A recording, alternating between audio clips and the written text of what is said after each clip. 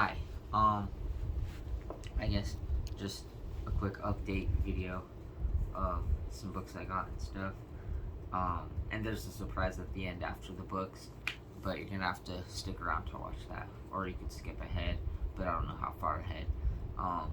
So if you see orange after skipping ahead, you've gone too far.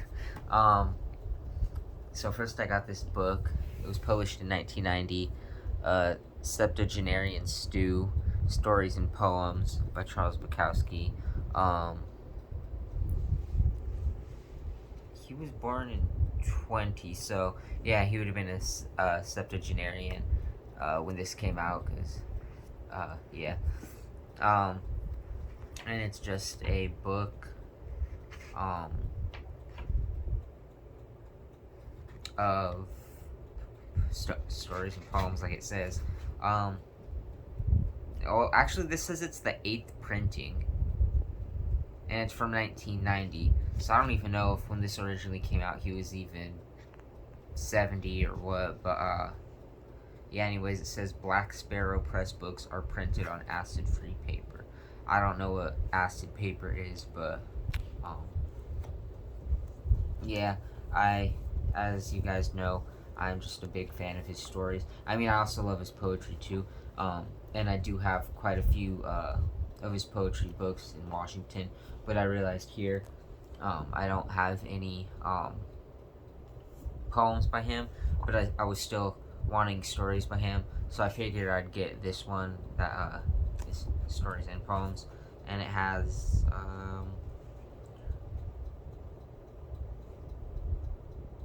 375 pages of that. There's a picture of him. And about him, which I don't know why they need to include that at that point in his life, but yeah. And then next, I got this Worst Song Played on Ugliest Guitar by Chris Onstad, and it's part of, he's Achewood, because he's the creator of Achewood, which is a webcomic. I don't know how popular it is. It has a subreddit, but it's not really a popular one, so I don't even use it. But plus they're bigger fans there than me anyway, so I don't have anything to add there. Not that I'm not a big fan; they just know more than me. This is he self-published a lot of these, but he did 3 volumes for Dark Horse Comics. This is volume 2. Volume 1, I believe, is stuff he did around 2006. This is stuff he did around. Volume 2 is stuff he did around 2001. And then I believe Volume 3 is also stuff from 2001, 2002, around there. But this started sometime in 2001, I believe, close to the fall or summer of 2001. But I don't know, it's just a webcomic. I don't even know how to explain what it is. It's like these, I don't even know how you pronounce that word, anthropomorphic. Oh no, that doesn't make sense. Animals are like, they're animals, but they're like humans, And okay, yeah, so this has a prologue, then it includes a history of Achewood, and then the comics go from January 10th, 2002 to May 7, 2002. Then a history of Achewood continued, Before We Were Achewood, and then a history of Achewood concluded. And I haven't read much of this, but looking through it, it does have some of my favorite strips. The book is designed really cool. I knew when I bought it was used, because this came out like 2000, the end of the 2000s.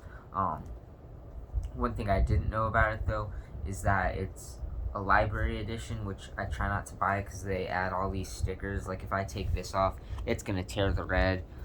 There's a sticker here I kind of got off, and then there's this library sticker here that I started to take off, but then the black part started ripping, and I didn't like that.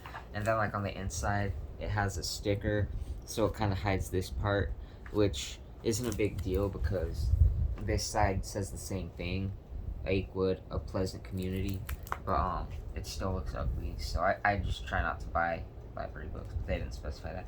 But the inside is really cool. Like, it's a map of Achewood Underground. Here's the map. The buildings are numbered. Then it has area businesses, like a key explaining what each number is, each business. Culture, recreation, no dogs allowed. And it explains like how Achewood like Achewood the town, the fictional town, like how that town came to be, not like how the author created Achewood, but just a fake backstory.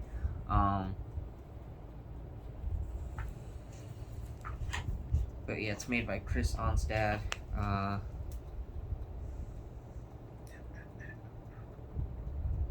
First edition, September 2009. And then here's like another map of Achewood Heights, Achewood Estates. There's a legend. Achewood, California, like 3. That's where Pat Reynolds lives. 2, wherever 2 is, that's where roast beef lives.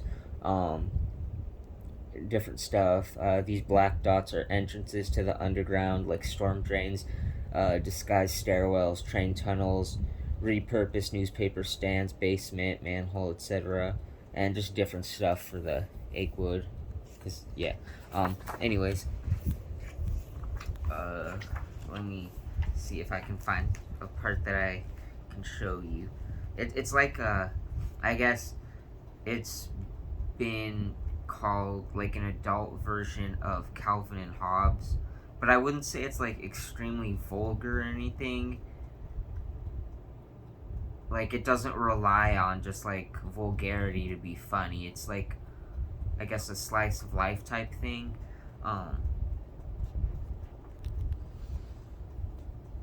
Like, here's one of my favorite parts. I don't know how well the camera's gonna pick this up, but like, that's Felipe.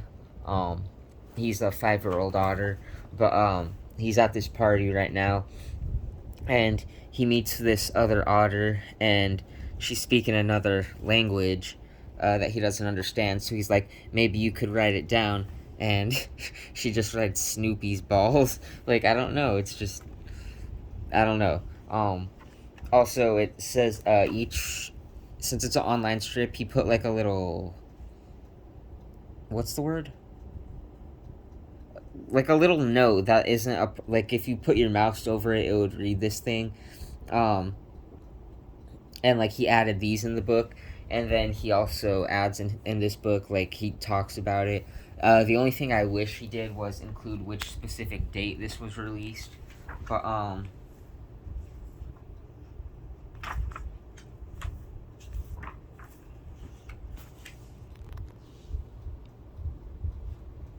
yeah, hold on.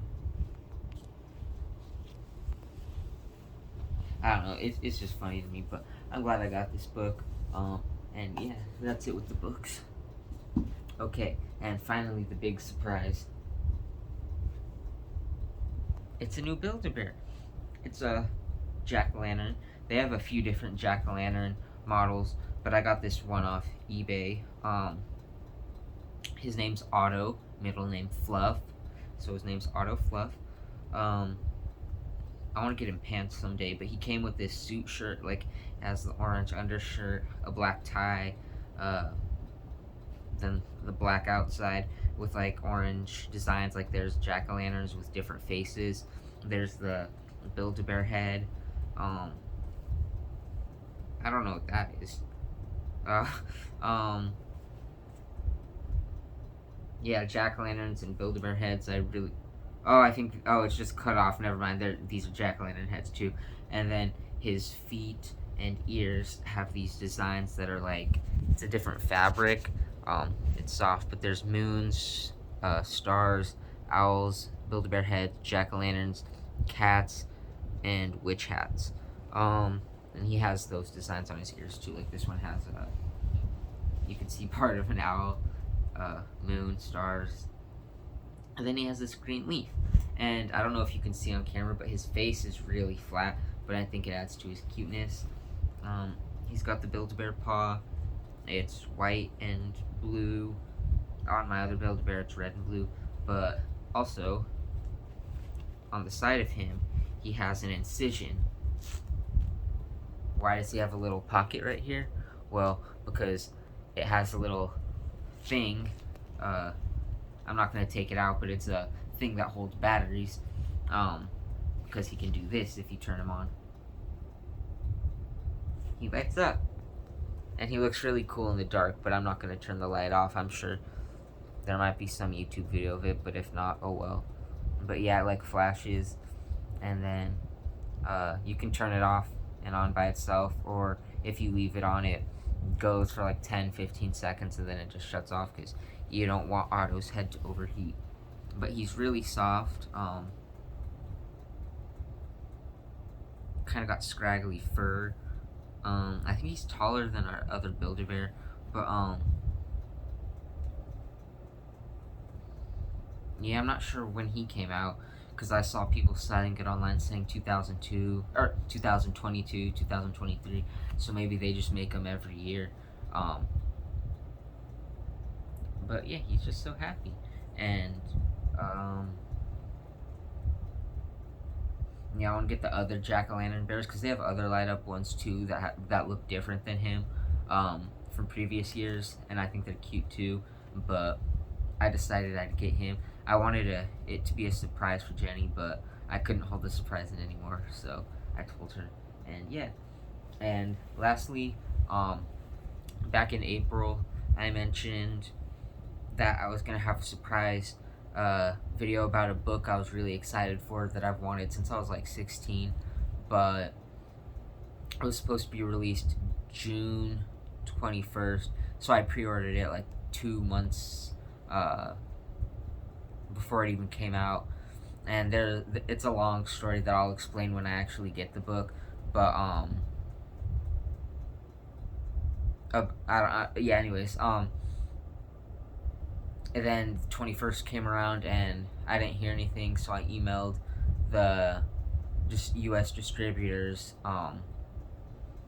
and they're having they had issues getting it. I don't know exactly what's going on, but basically they should be getting it around July 19th to 21st is when the UK people should ship it to the US, to them, so not to me, but like so the distributors in the US will have it hopefully by the end of July, and then hopefully I'll have that book like early August at the latest. But I have reasons why I'm worried about all this, but I'm faithful. I'll get the book, and yeah, I guess that's all for now.